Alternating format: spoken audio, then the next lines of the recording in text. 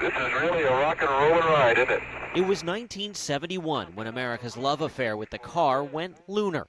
The Apollo lunar rover turned American moonwalkers into moon drivers, allowing astronauts to explore more than 50 miles of lunar crust and craters. I'm glad they got this great suspension system on this thing. The Apollo lunar rover was a phenomenal machine, but fundamentally it had a very different job to do than the one we're doing. You just point the joystick whichever way you want to go, super intuitive. Jarrett Matthews is the founder of AstroLab. On a back street in Hawthorne, California, he took us for a spin in a Zamboni-looking prototype of his company's 21st century lunar rover called Flex.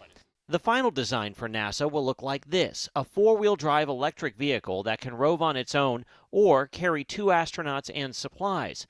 It will operate for a year, transversing hundreds of miles across the lunar terrain. The lunar terrain vehicles have to be a mashup of the Apollo lunar rover to carry 2 suited astronauts, as well as something more modern like the Perseverance rover on Mars, and can be operated, remotely from Earth. It kind of got to be a Swiss Army knife of vehicles. Absolutely, yeah.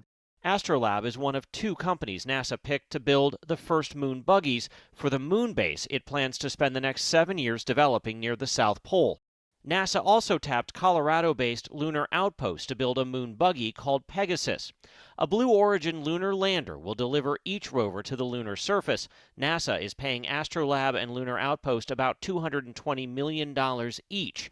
Lunar Outpost CEO Justin Cyrus told us he sees an opportunity on the moon beyond NASA. NASA wants to be one of many customers. NASA doesn't want to be the only customer.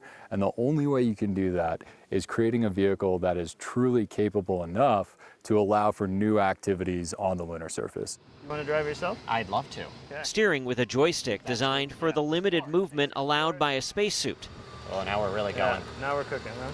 Cooking up a slow and steady ride to the moon and beyond. Chris Van Cleve, CBS News, Hawthorne, California.